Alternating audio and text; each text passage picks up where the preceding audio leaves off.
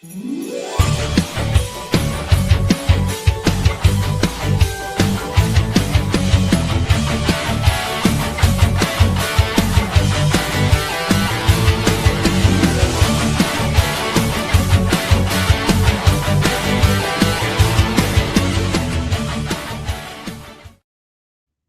right, here we are. Welcome.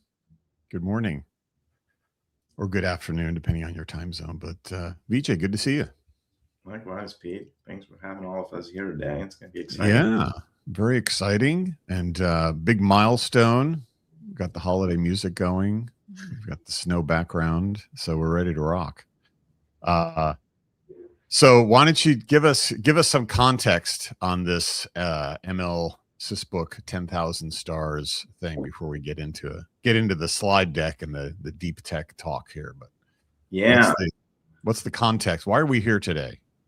We're here because we're trying to train more AI engineers, more than just AI users. That's the big thing. That was a really big opportunity for people to kind of make new careers and get into a whole new space. Every day there's AI in the news, but I think a lot of people don't quite understand where the real opportunity is. And I think part of that is we want to talk about and try and get the word out. Right. Yeah, no, it makes sense. Yeah, everyone seems to be an AI user these days, but it's like as a profession, and whether that's early in career or in college, early in career, late in career, there's opportunities to learn a lot of new stuff all the time. And so you and the colleagues here are going to talk a lot about that. And MLSysBook.AI is I guess we'll talk more about it, but it's reached some good milestones in the community, so we're going to talk about that too.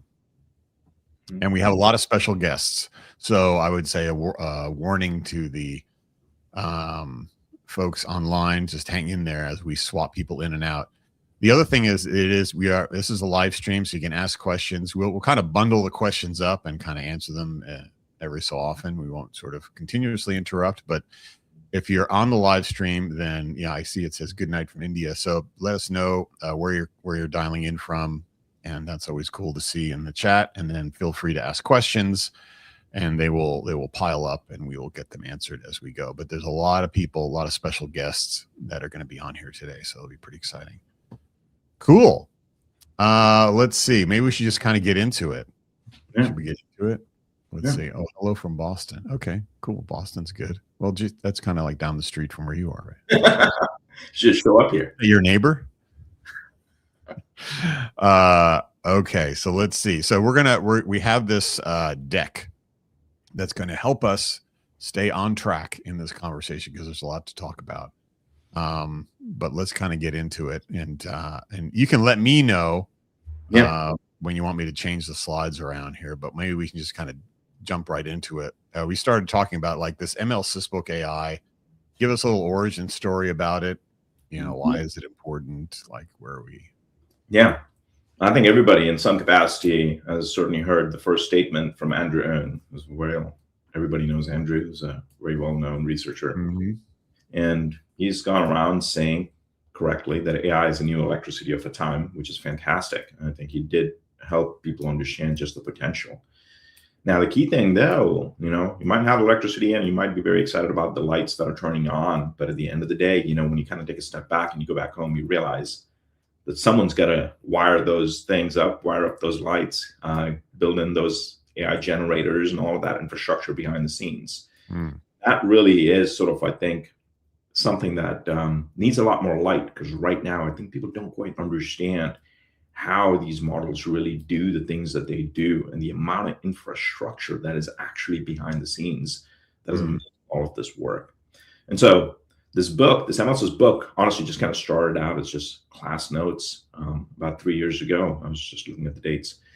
And it was very messy class notes and trying to teach students about this notion of systems engineering. And that kind of, I just kind of put that out in public. And then a lot of the community, actually a lot of the students helped kind of shape it as well. And so that now today we're actually really here because it's gotten a lot of interest. And that interest really is just the beginning. It signals to us that there is so much more and people do want to learn about it. And there's a lot of work that we're doing behind the scenes. So we just wanted to take this opportunity, first and foremost, to recognize all the learners that are actually the reason why we do this. And two is the people who are actually really behind the scenes doing a lot of outreach and education, really kind of helping lift them. So that's why we're here. Awesome. Well, sounds like a good plan. Should we go to the next slide? Yeah, please. Yeah. So what this book is, the book itself specifically is just the tip of the iceberg, as you will kind of see today. And first and foremost, this is open source, which is very exciting. I think, we live in a world where knowledge should be globally accessible. So one of the key things that we've done is kind of keeping this up to date. That's a very hard thing in AI. Often people will say like, oh, AI is moving so fast. Every day there's a new thing. But you know what? Like having a lot of different cars out in your, out on the road. But the reality is all cars have 4 wheels. They have a steering wheel and they look pretty much the same. And so if you kind of think about it from that standpoint, you realize you can really help people understand how we build these systems, right? You can talk about a car as, okay, I've got an engine. You can say it's a 2-cylinder, 4-cylinder, 6-cylinder, but it's got cylinders. So the idea is to kind of like get people to understand what these engineering elements are. What is that full stack? Everybody talks about the algorithms, but not enough about the engineering. And so the book essentially kind of takes people on a tour through this kind of experience. It's really meant to be a textbook, so it can be fairly advanced if one kind of looks at it, but at the same time, some of the early chapters try and help kind of bring that connection out and about. And so that's what this book is really about. But again, as I've said, the book is just the tip of the iceberg. So if you kind of step to the next slide, Pete. Yeah, sure. The reason we're here really is it's an excuse to kind of celebrate, but more importantly, kind of bring awareness to it, right? So one of the goals that we set out when we put this book out was a silly thing. We just really wanted to be able to understand how many people are interacting with it. Now, anybody who has a GitHub account knows, a GitHub account, getting a star on a GitHub account is like about 250 to 300 likes on social media. That's what it effectively correlates if you actually ask ChatGPT. And, over the years, people have been kind of showing a lot of interest. We started off with just wanting to get 1 star. That was totally me. I just very, very quickly went and put a star on myself. With 1.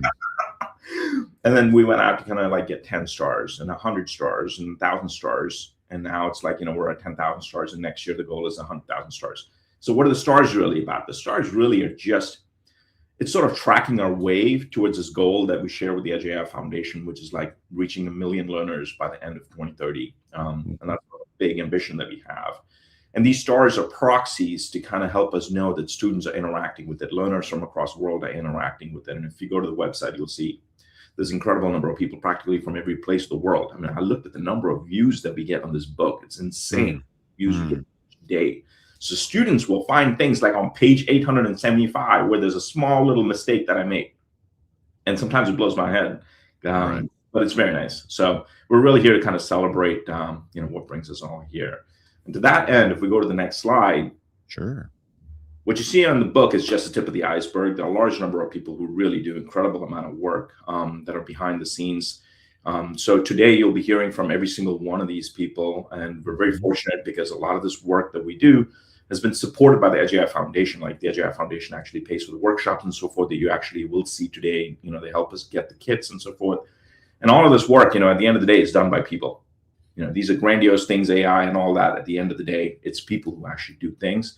Right. So, Pete, I'll hand it off to you to kind of perhaps circle through or introduce people, whatever would be good. Yeah. I mean, we're going to meet a lot of these folks today on the live stream. I think they all have a role to play. I mean, one of the things, and I'm wearing my EDGEAI Foundation gear this morning, so thanks for the shout out. But yeah, we're EDGEAI Foundation is an educational nonprofit, and part of our big mission here is not only accelerate EDGEAI as a business and a technology, but also as an educational medium. And so we have a scholarship fund that supports a lot of the efforts that you'll be hearing about today, and with Vijay and things like that. So at the end of the day, kind of empowerment through knowledge is kind of a core value for us, and that's kind of what MLSysBook is all about.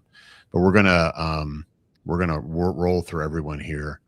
I think as we get through the deck, as they say. And thanks everyone for the questions and hellos from everywhere. It looks like we've got folks from the Bay Area, Romania, Russia, Brazil. So just kind of pile on there. So that's good. Yeah. And folks, as you kind of like listen to what people are about to kind of start talking about, like, one of the things we're trying to do is to raise awareness of all the work that's being done. And at the same time, you should be wondering, okay, well, why am I hearing what I'm hearing? And I think this is one of the things that we're trying to do is to identify people who could connect with us, much like, for instance, I connected with Marco, who kind of brought up the 40 effort and so forth. These are all individuals that were just like point-to-point connections. So we're looking for people who would be interested in helping. So if you want to help us, you'll get an idea, oh, I might be able to help in XYZ, right? So just kind of keep an eye out for those kinds of things. So it's, as much as we'll show all the things that we're doing, it's really for us to kind of connect with you to see how you might want to become part of us and, you know, share knowledge and also be just a learner. And we are going to, someone asked about slides. So there's plenty of opportunities to sign up and subscribe to the MLSysBook community. And those who do that will get the slides. This is also being recorded on YouTube too. So if people want to go back to YouTube every so often. We're also on Twitch and LinkedIn. People are doing that. So yes, plenty of ways to distribute the knowledge. So let's kind of get into it. Let's get maybe our first guest. Oh, we got to have to thank our contributors. So there you go. Yeah, I just want to say a big thank you. Starting with EDGEAI Foundation, you know, has really kind of supported us in many of the activities you'll see. But the many other companies, Seed, Arduino, Edge Impulse, Google, everybody has been chipping in some capacity or another, either by giving us free access to infrastructure or tools and kits, or by, you know, actually giving us donations to actually help do the actual, you know, work that needs to get done. And you'll hear Marco will introduce ICTP, you know, and Harvard Institution, where we take a lot of pride in actually not just teaching our own students, but actually making everything that we know globally accessible. So that's true. That's true. Yes, I think Marco is first up. So let's see. Let's get Marco into the mix. Marco, welcome. Hi, Pete. Hi, Vijay. Nice to be again. here to celebrate. We should have more celebrations, you know? Exactly. No, this is a huge milestone. So where are you dialing in from? I think it's somewhere interesting. I'm from Vienna this week, talking about how, you know, TinyML and EDGEAI can support, you know, nuclear measurement. So yeah, scientific stuff. Yeah. Well, it's good to measure that stuff. Yeah. So Marco, why don't you and maybe give us a little background on your where do you teach? What your So before getting started with the 2025 recap, so step back to see, you know, how it all got started. It started with this TinyML 4D working group.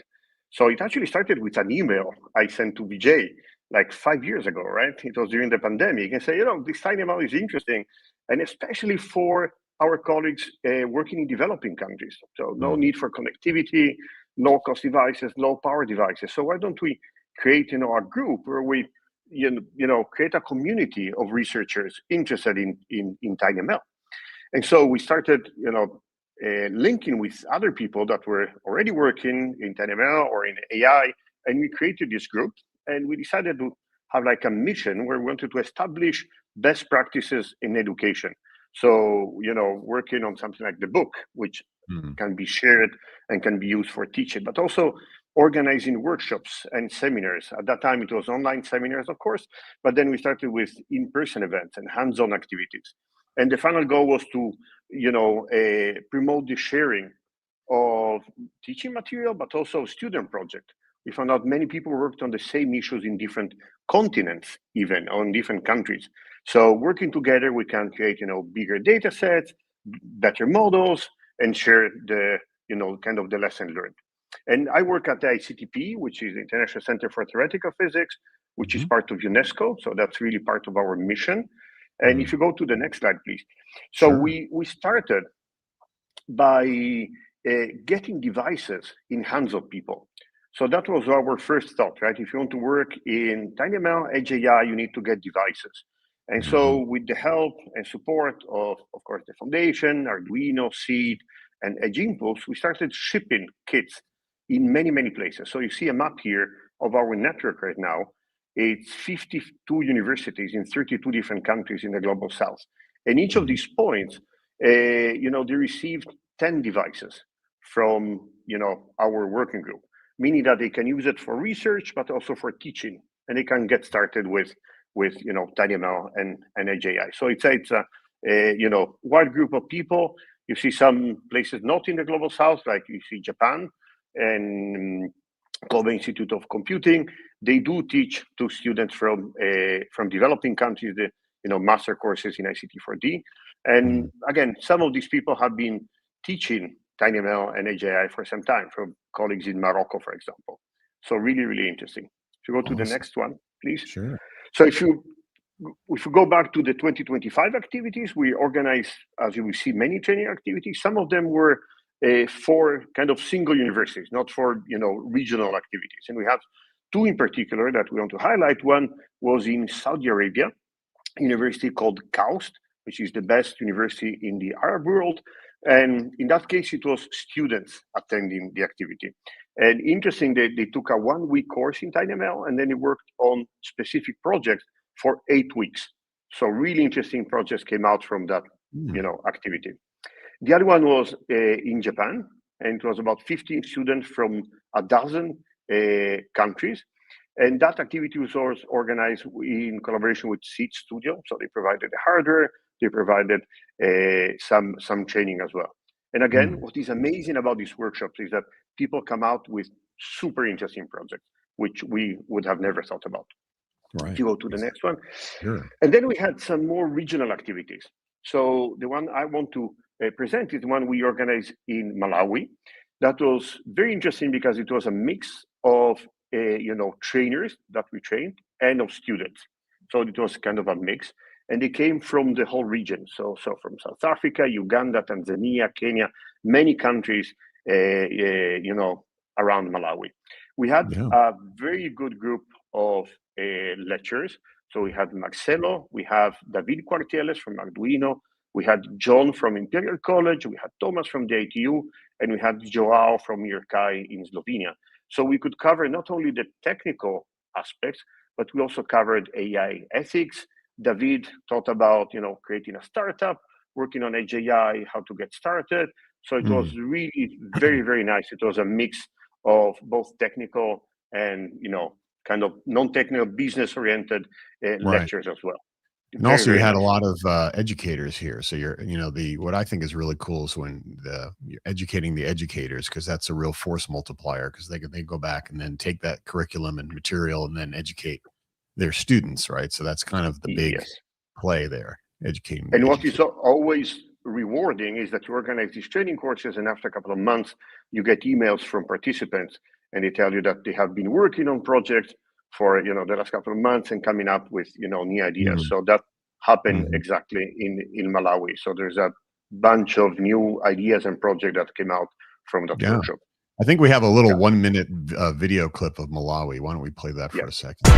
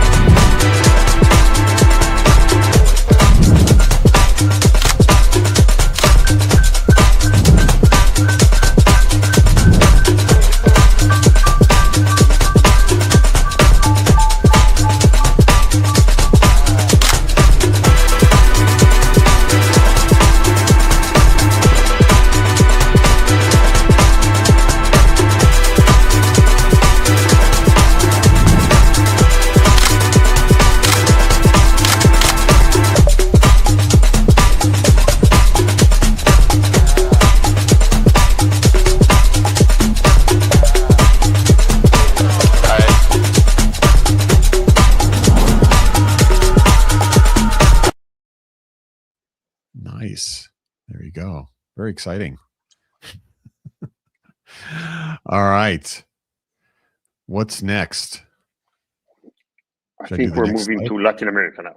Latin America, yes. And I see we're foreshadowing one of our special guests in that video, Marcelo. So, okay. Oh, now we're going to Colombia. Okay, great. Yes, good. Let's talk about this one. And I think Diego is going to present that. Oh, that's right. Yeah, so let's bring Diego on there. Okay, hold on. Boop, boop. Hey, Pete. Welcome. Michael, how are you? Welcome, Diego. Can you give us a little 2-second? Yeah. So I'm Diego Mendes. I am from Pontificia Universidad Javeriana in Bogota, Colombia. And I'm part of this TinyML for Education initiative. So this slide highlights our past workshop in Colombia, which we hosted at Javeriana in September. It was especially meaningful for us to open our campus and use it as a hub for regional capacity building. It was not just Bogota and Colombia, So we brought together around 19 professors, researchers, graduate students with a strong regional reach across Latin America. As you can see, I mean, I put all these arrows and flags to see that we had people from Chile, Peru, Ecuador, Argentina, Guatemala, and of course, Brian flying from Boston. And it was not just Colombia. So the focus was very much on training the trainers, as you were saying before, sharing best practices in TinyML education and research, and starting conversation around generative AI at the edge as well. So also a key highlight we had, it was that it was the first time that we evaluated the new Seed Studio Xiao ML kit, that you can see right there on the right, in a real training setting. And of course, I mean, I would like to say it again. I mean, this wouldn't be possible without our partners and sponsors, especially EDGEAI Foundation, Edge Impulse, and Seed Studio, who make all these high-impact workshops possible. I mean, we had at some point the discussion with Vijay because he didn't understand why it was so expensive to organize these events. I mean, and in Latin America, it seems everything is so close, but it was really expensive to bring all these people. So it's really good that we were able to prepare and offer this workshop. Yeah, that's awesome. What I wanted to present here. I think we have another little video. Hold on for a sec. Let's see.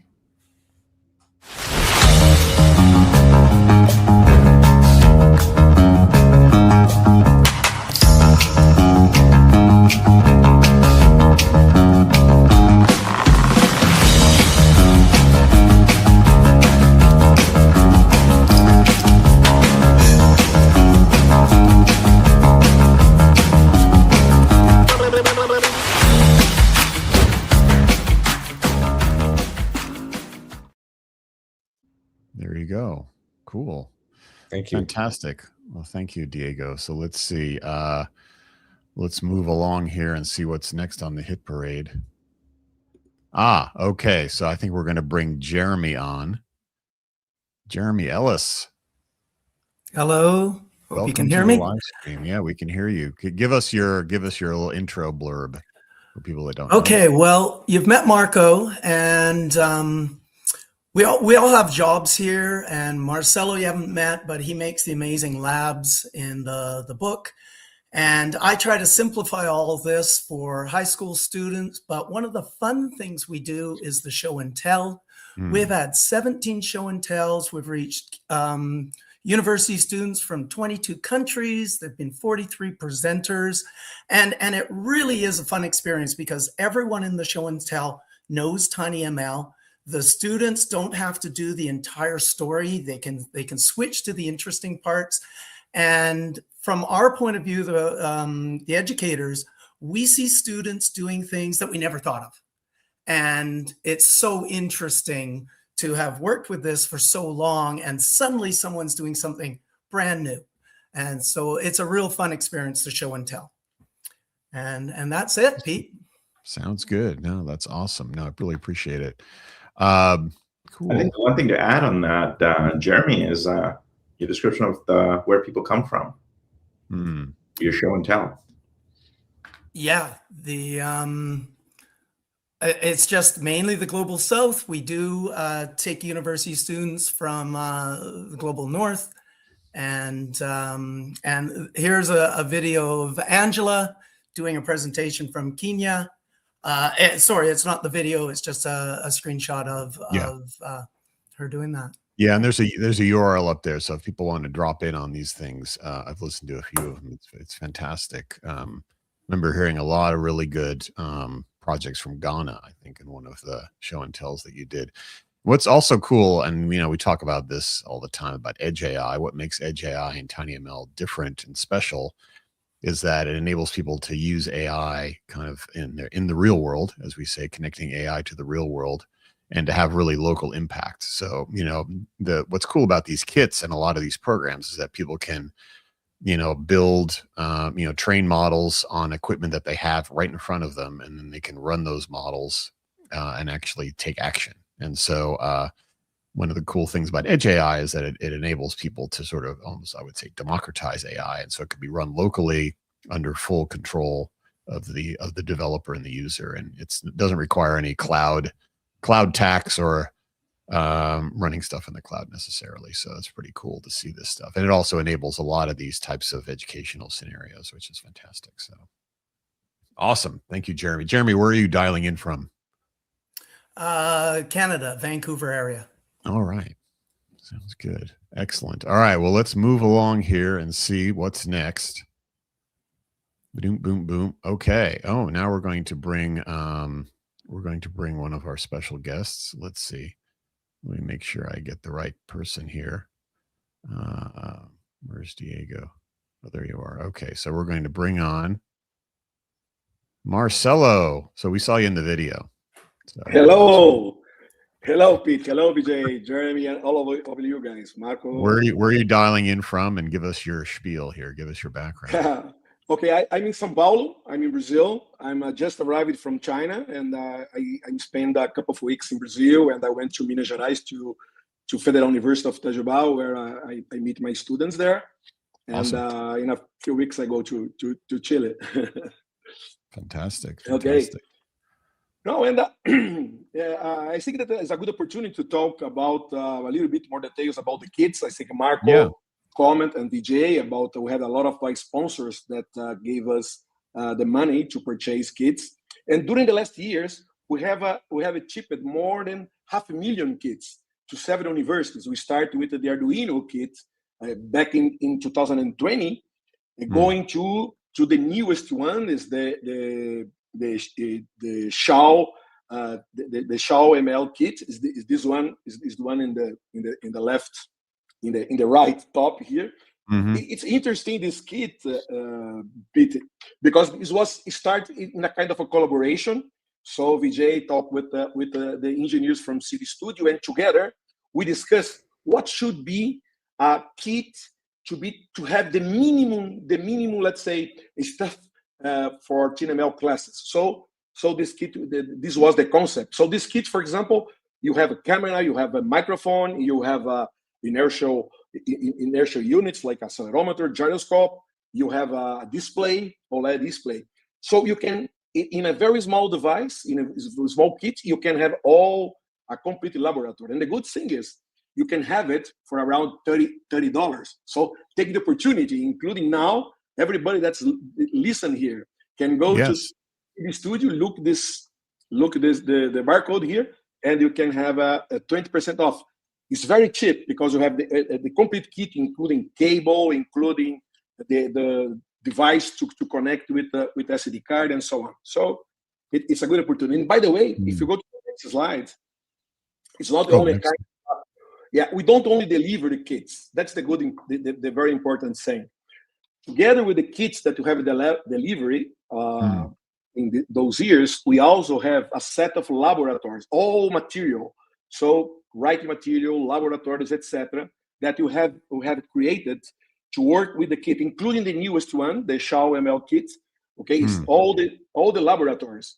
When the students and professors can work with sound, with vision, with movement, can use that. And also we have it for the Nikla Vision that we use, for example, in Malawi. We use the Nikla Vision in Malawi with all the laboratories here in the video, you know. And in Colombia, we tested the Shao ML kit. And for example, including another good news for you guys.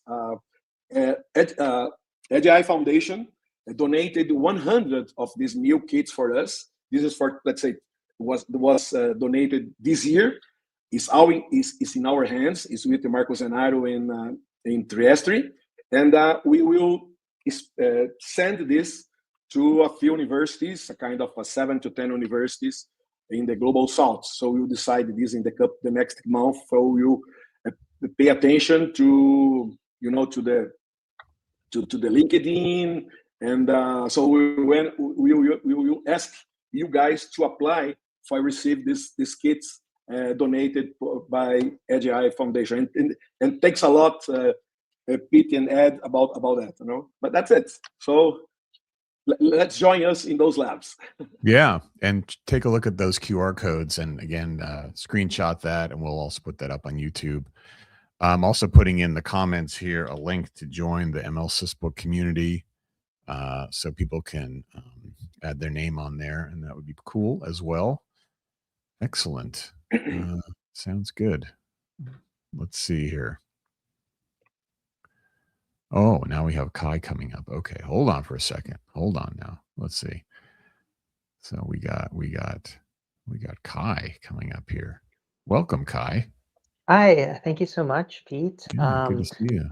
Yeah, you give too. Give us a little intro and where you calling in from and all that good stuff. Yeah, absolutely. So I'm calling in from Brooklyn, New York City, and I actually met Vijay sort of randomly. I was at Harvard and working on a design degree, and they had a program that would connect us to different faculty. So I sort of fell into this EDGEAI edge computing lab wormhole.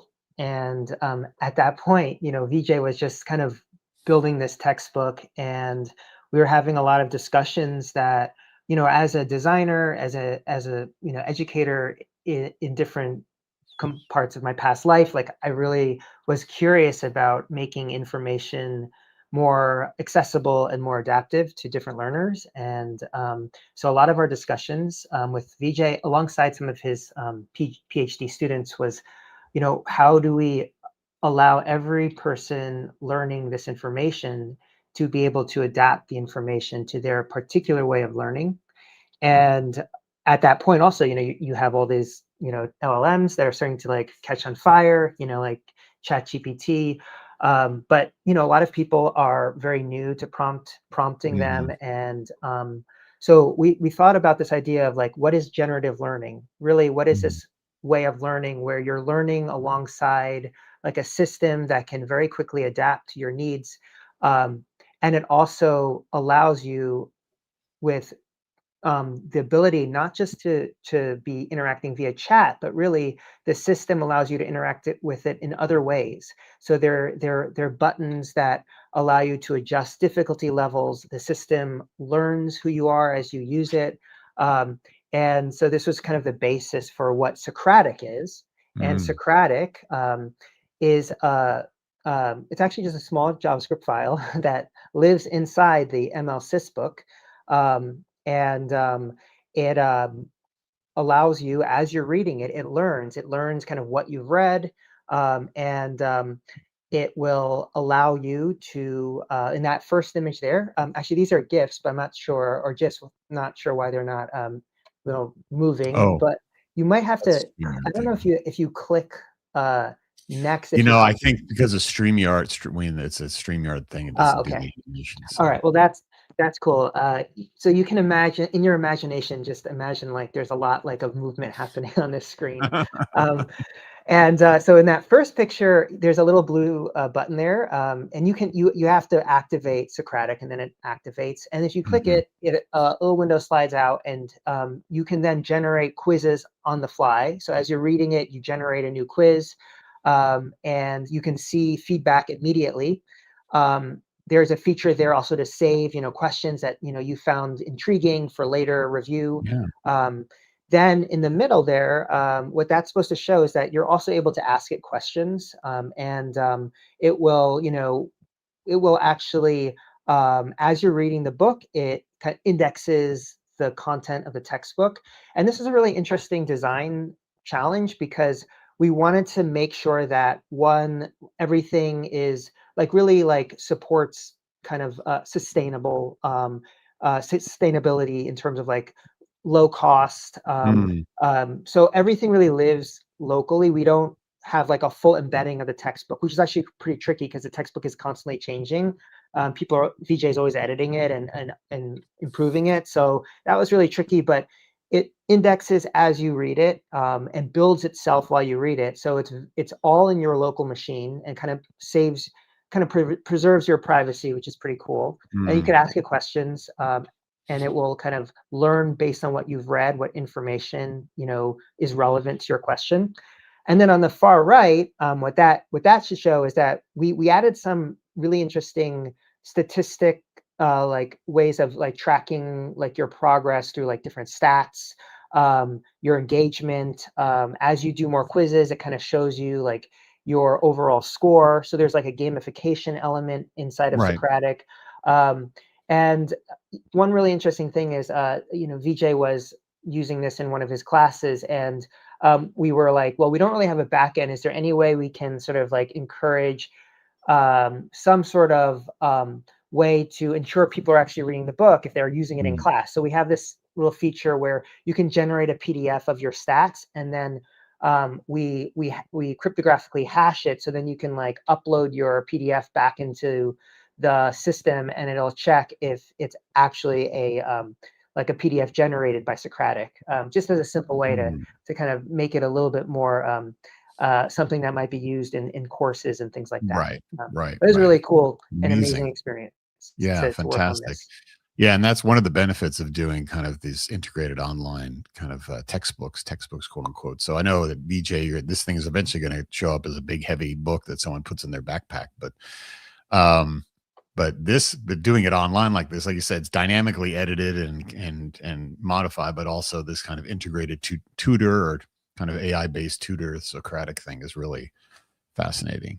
So I think this sort of stuff comes in very, very handy when you don't always have somebody who knows exactly what what you want to ask about, right? Yeah. And sometimes what makes it really hard to teach subjects like machine learning and talking about the engineering side is there's a lot of prerequisites that are kind of needed, and you don't always have all of that background, and that makes it really hard. And so having this AI chatbot that Kai built allows you to kind of basically select words or sections and say like, okay, well, can you explain this because I don't understand this or I don't know this background. So kind of like effectively dynamically sort of morphs the raw content into something that is a bit more accessible, which even students, even at Harvard, like we use this quite a bit, and it's like nice to see students actually benefit quite a bit. Yeah, generative learning, that's the term.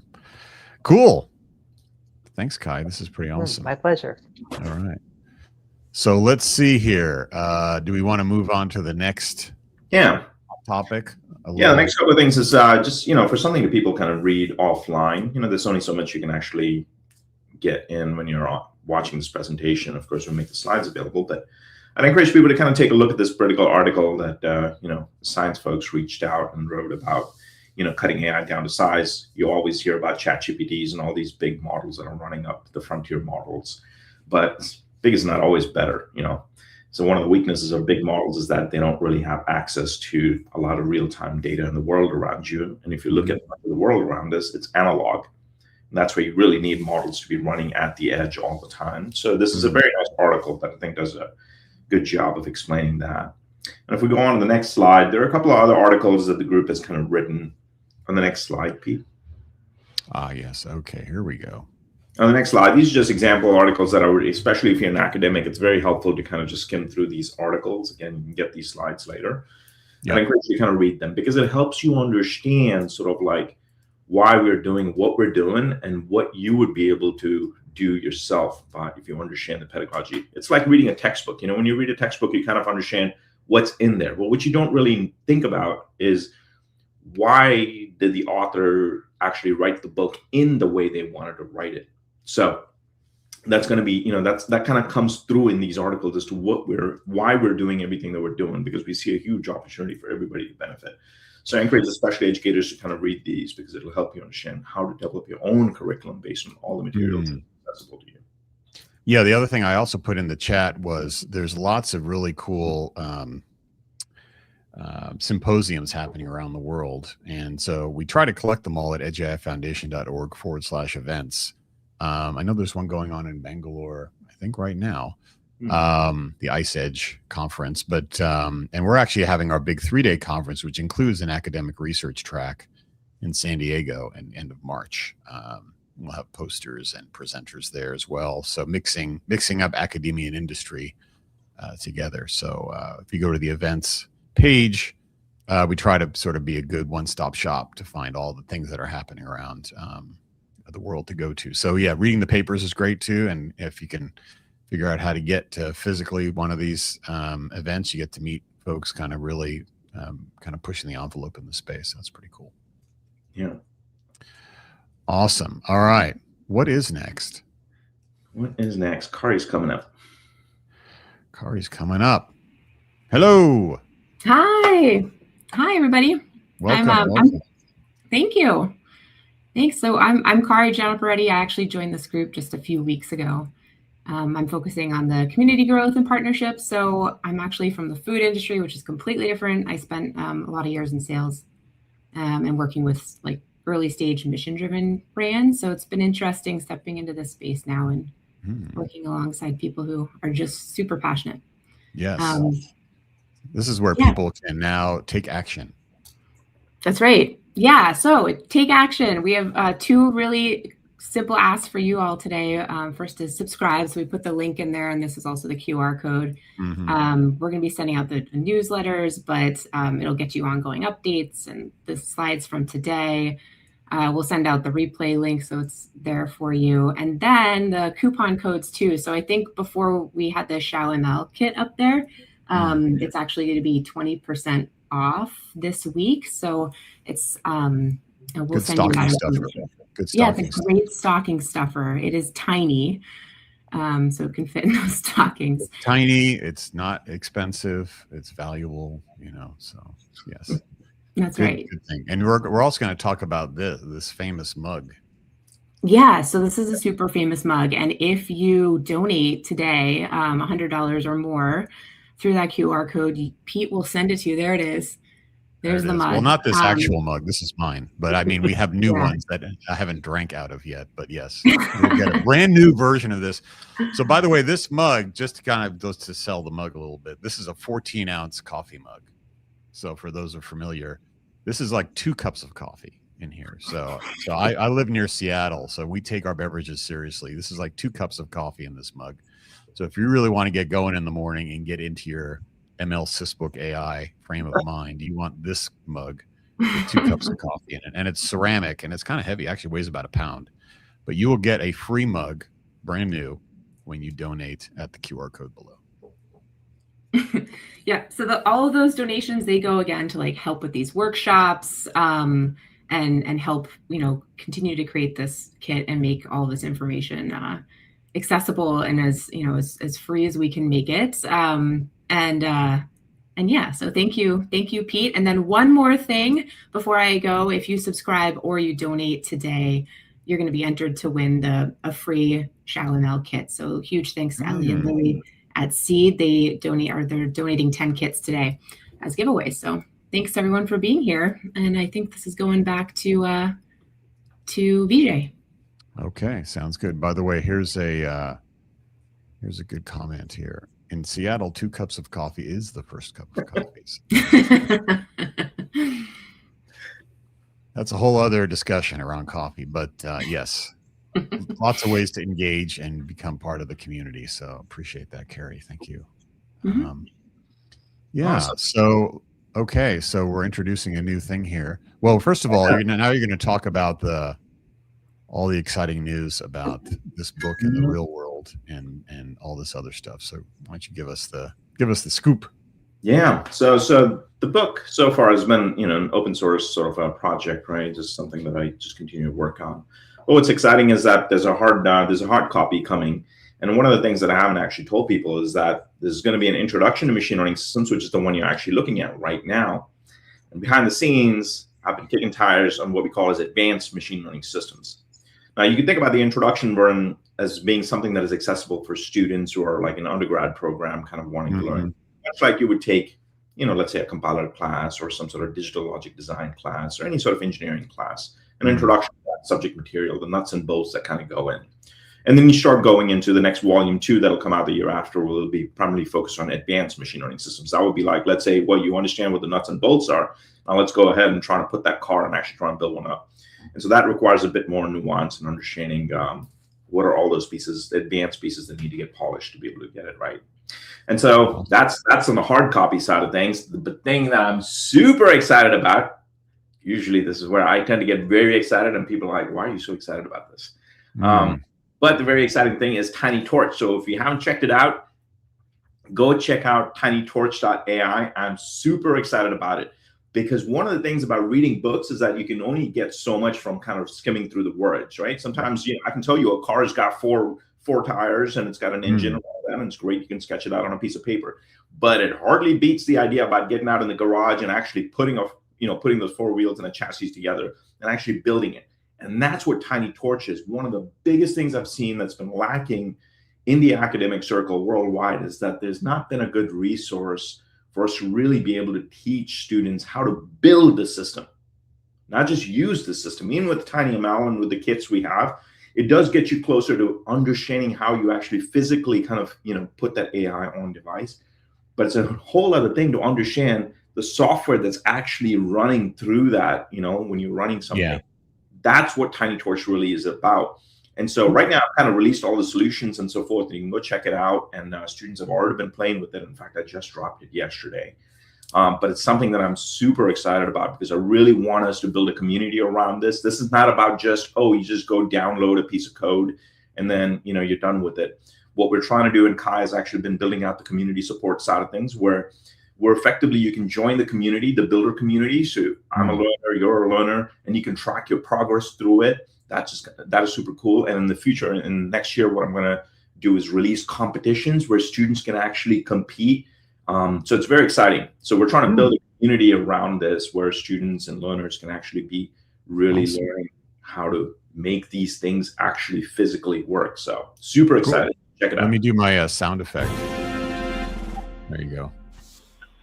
Nice. All right. Yeah, so that's all the exciting stuff on our end. Okay, let me talk about one quick thing here. Another thing for people to do. So one of the things that we did at the EDGEAI Foundation is we actually released a kind of a knowledge certification program. So what we found was that where we were lacking in the industry was a lot of, I would call it, literacy around EDGEAI. So sort of building off of what Vijay was talking about. So for, embedded engineers, AI engineers, product managers, we came out with this EDGEAI Fundamentals, which is the beginning of a series of these modules. So you'll be able to go online and in about 90 minutes, kind of get literate in EDGEAI and learn all the terms and terminology and basically how things work and how it's applied.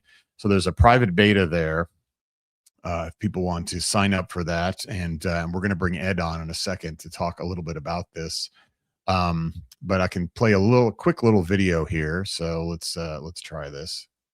Hello and welcome to the EDGEAI Fundamentals course. My name is Annie and I'm excited to be your guide as we explore one of the fastest growing and most impactful fields in technology today. The global appetite for smarter, more adaptive technologies, the so-called intelligence of things, is fueling explosive demand. The proliferation of connected IoT devices everywhere from smart homes to sprawling factories means that billions of endpoints now generate data.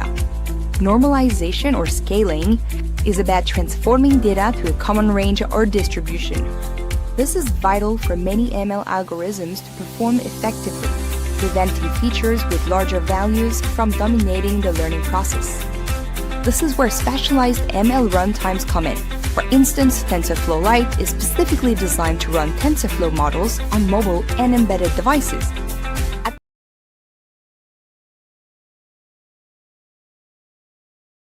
You're muted, Pete. I need to unmute myself. I was going to say I don't want to play the whole video, but if you go to YouTube, you can see it. But what's cool about that is that it is an AI generated, avatar. So it is coming out in multiple languages. We have Spanish and Arabic and simplified Chinese and things.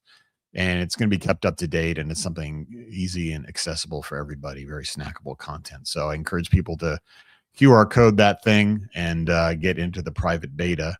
And let me swap out Ed for Kari for a second here. Welcome, Ed. Just working on my first cup, Pete. Oh, look at that. He's got a mug too. Fantastic. Cool. So I'm going to let Ed sort of drive it from here on in, and then we're going to get into some Q&A, some AMA and things like that. Right. And take it away, Ed. Well, great. Good morning. I'm Ed Doran from the EDGEAI Foundation, and we're about to begin our AMA with Vijay. So please be sure to add your comments here into the chat, and we can queue those up. Just to get started, Vijay, looking at just the sampling of guests we have this morning, these are people with huge depths of knowledge, but also really fun, really great people to spend time with. For thinking about Marcelo and Marco and Kai and Jeremy. If for the viewers that are looking at this now, how do they join the community? How can they start to interact with some of these folks? How can they get involved with your project? Yeah, I think the first thing to do, Ed, would be just kind of like if people would subscribe, that'd be helpful. This is one of the reasons we actually put the subscribe thing up, because we realized that it's actually hard to get in touch with us. And it's like, we seem a little aloof because we do all this work. And unless you're physically connected with us, it's impossible. But then one of the things that we do want to do is to actually scale this. And there are lots of passionate people, Ed, as you're kind of pointing out, like even in the community. I always feel like there's plenty of talent around the planet, but the opportunities are simply not created equal. And I think that really becomes a limiting factor. And so one of the reasons we're trying to get people to subscribe and so forth is just so that we can actually reach people, so they can have the opportunities to, contribute and also learn, of course. Yeah, but I think that sounds perfect. I mean, so you have online opportunities to interact. You have in-person opportunities as well. That sounds like that's perfect. Looking forward a little bit while we're getting those questions queued up, what should we expect over the next few years from this work? What's coming soon that we haven't talked about yet?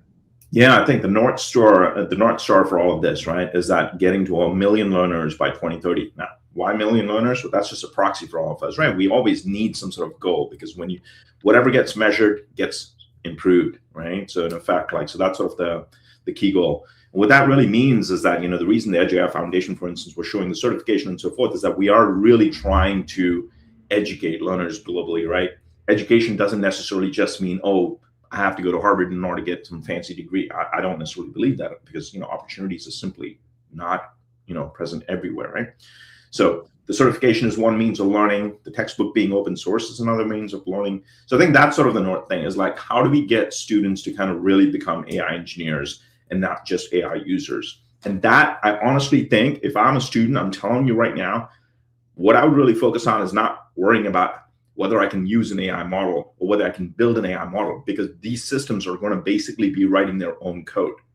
The ones that they will really need are the ones who can actually put the nuts and bolts together, because these systems are not going to be able to physically engineer these things, right? And I think that is the golden opportunity, and that's largely what's kind of driving us. When right now all these models are basically caught up in the digital world, and the opportunity for the next several years really is being able to interface the digital with the analog. The analog is the physical world. And when you connect those two things, which is essentially why we're working with EDGEAI and so forth, that opens up an entire new world. So think about it. We all focus on the brain, but in reality, let me tell you this, the brain's pretty much a useless, potato head without the nervous system. The nervous system is where a lot of intelligent decision-making and processing is actually done.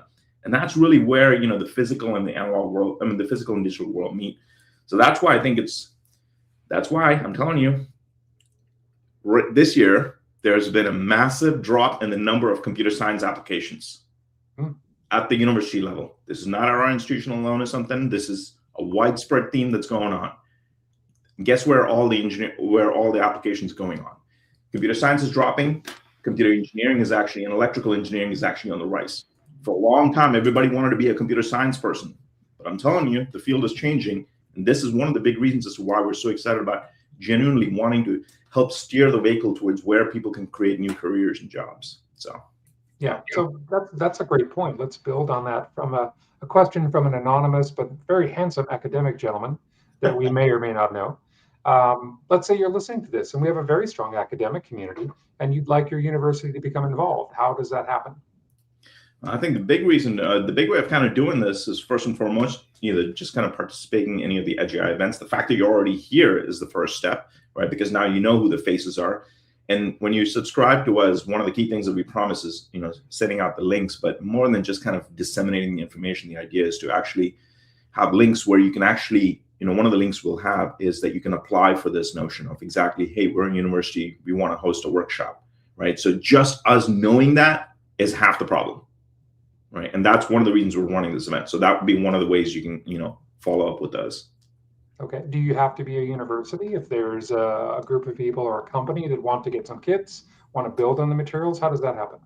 No, it's organic in the sense that it's not necessarily a university, right? The end goal is really about learning. So companies are welcome, any sort of nonprofits that facilitate these kinds of things. Just anybody's welcome, as long as the only request we have often is that when you get kits, people are spending time and effort and sponsoring all of this, right? is that you produce something that you share back. That's the one big ask. It's a personal ask. I'd say if you get something, it is on every single one of us to give back. Because if we don't do that, the entire system will fall apart, right? So it's everybody should share what they're learning. And this is one of the big reasons all my slides, all my academic effort, all the tutorials that Marcelo puts together and so forth are all public and open source, because we want people to be able to take it and go do things with it.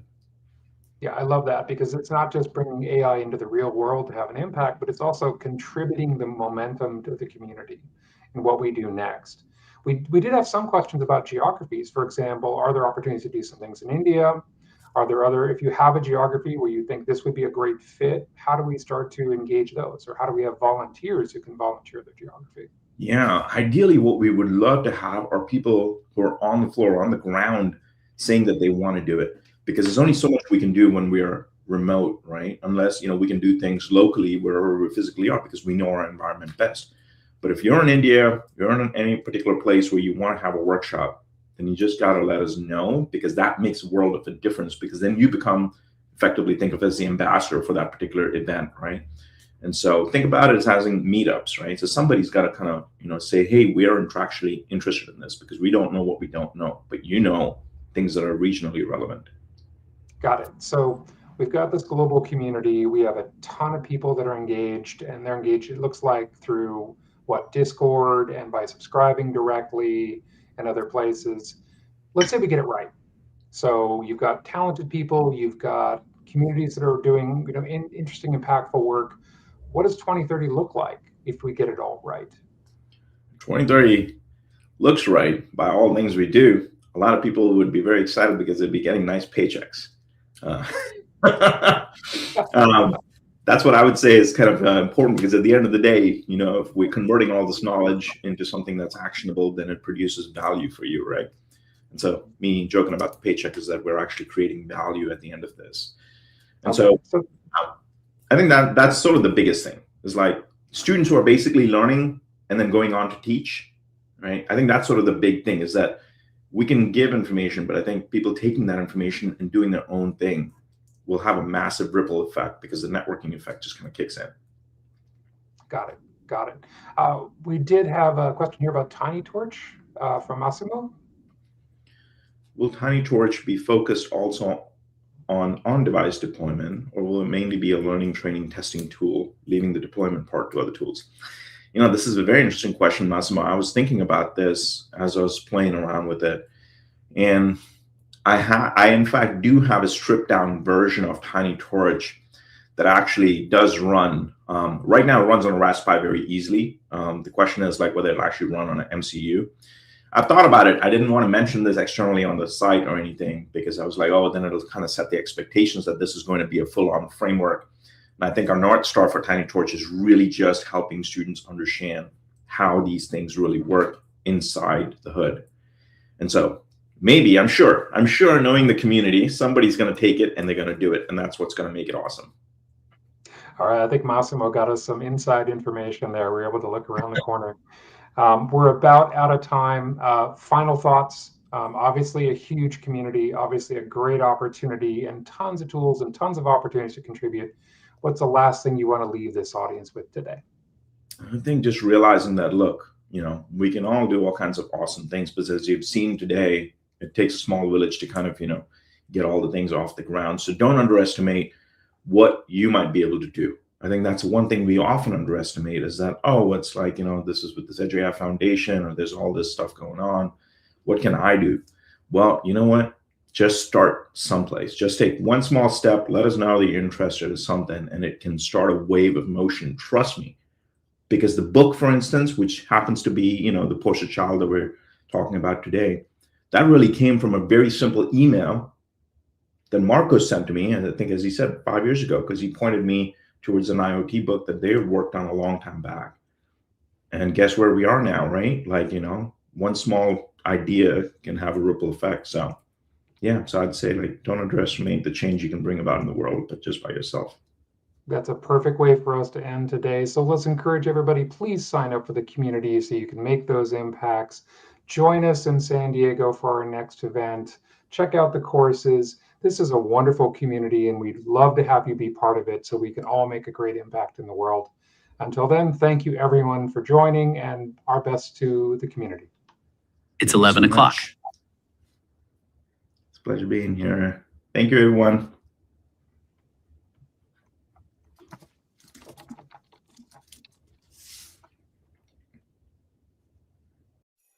Mm-hmm.